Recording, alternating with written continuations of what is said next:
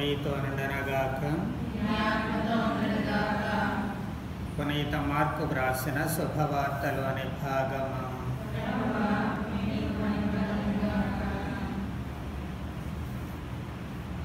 పన్నెండవ అధ్యాయము 38వ వచనము నుంచి 44వ వచనము వరకు. యేసు ఉపదేశించుచు, మీరు ధర్మశాస్త్ర బోధకుల విషయమై కడు జాగరూకులై మెలగడ. వారు నిలువుటంగీలను ధరించి అంగడి వీధులలో వందనములు అందుకొనుటకు కోరుకొందరు. ప్రార్థనా మందిరములందు ప్రధానాసనములను, విందుల యందు అగ్రస్థానములను కాంక్షింతురు. వారు దీర్ఘజపములను చేయనట్లు నటించుచు వితంతువుల ఇండ్లను దోచుకొనుచున్నారు. వారు కఠినతరముకు శిక్షకు గురి కాగలరు అనెను. పిమ్మట యేసు కానుకల పెట్టె యొద్ద కూర్చుండి అందు ప్రజలు కానుకలు వేయు రీతిని పరీక్షించుచుండెను. ధనికులనేకులు అందులో ఎక్కువ డబ్బు వేయుచుండెరే. అప్పుడొక పేద విధవరాలు వచ్చి 2 పైసలు మాత్రమే వేశాను. ఆయన శిష్యులతో, అందరికంటే ఈమె ఎక్కువగా దానము చేసినది. ఏలయన వారందరూ తమ సమృద్ధి నుండి కానుకలు వేశారే. కానీ ఈమె తన లేమి నుండి ఉన్నదంతయు, తన జీవనాధారమంతయు త్యాగము చేసినది అనెను. ఇది క్రీస్తు సువిశేషము.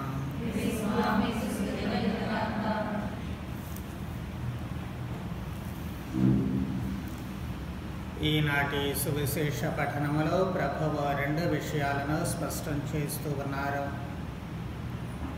మొట్టమొదటిది నిబద్ధతతో కూడిన క్రియలు.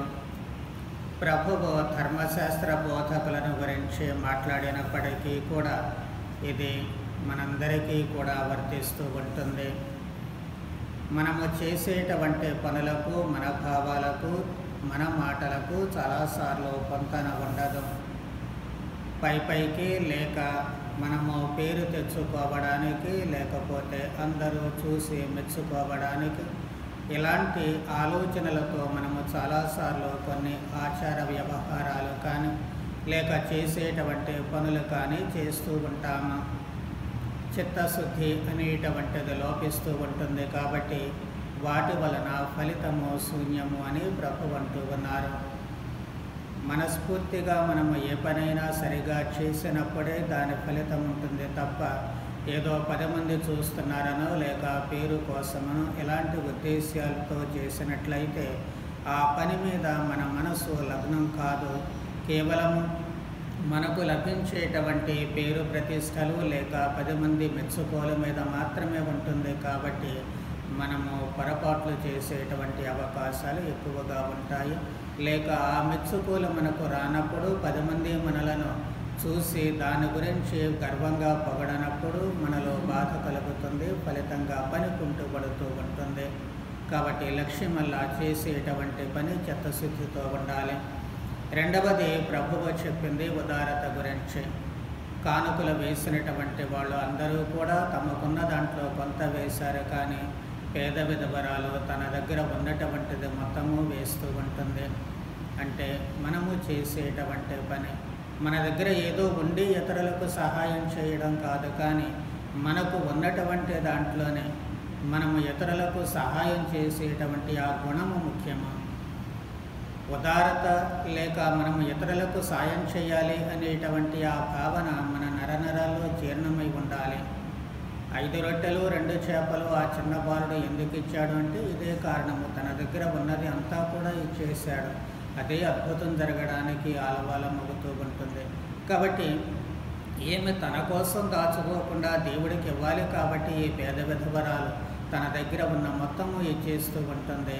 మిగిలినటువంటి ధనవంతులు తమ దగ్గర ఉన్నటువంటి దాంట్లో కొంత ఇస్తూ ఉంటారు. కానీ అసలైనటువంటి త్యాగము ఈమె చేసినటువంటిది ఉన్నది మొత్తము ఇవ్వడం. కాబట్టి ఉదారత అనేటువంటిది ఎప్పుడూ కూడా మన దగ్గర ఉందా లేదా అనేటువంటిది ఆలోచించదు. అలా ఆలోచించకుండా అవతల అవసరాన్ని లేక అవతల చేసేటువంటి పనిని మాత్రమే దృష్టిలో పెట్టుకొని మనలో ఉదారత అనేటువంటిది ఉండాలి, లేక ఉదార క్రియలు ఉండాలి అనే ప్రభువు బోధిస్తూ ఉన్నారు. అలా చేస్తే అంతిమ ఫలితము చిన్నప్ప గారు చెబుతూ ఉన్నారు, నేను నా పరుగును ముగించితేనే, విశ్వాసాన్ని నిలబెట్టుకున్నాను. మన పరుగు అంటే మన జీవితంలో మనము తండ్రి వద్దకు వెళ్ళేటువంటి ఈ ప్రయాణంలో విశ్వాసముతో మనము పనిని ముగించుకోగలిగినటువంటి వాళ్ళం అవుతాము. ఎప్పుడు అంటే ఈ 2 లక్షణాలు పుష్కలంగా మన జీవితంలో ఉన్నప్పుడు అప్పుడే చిన్నప్ప గారి మాదిరిగా ధైర్యంగా మనం చెప్పగలము, నేను నా విశ్వాసాన్ని అన్ని పరిస్థితుల్లో కూడా నిలబెట్టుకోగలిగాను, ప్రతికూల పరిస్థితులు వచ్చినా నా విశ్వాసాన్ని కోల్పోలేదు అని చెప్పగలిగిన స్థాయికి మనం రావాలి. అలాగే మన జీవితాన్ని చూసి మనం సంతృప్తి చెందగలగాలి.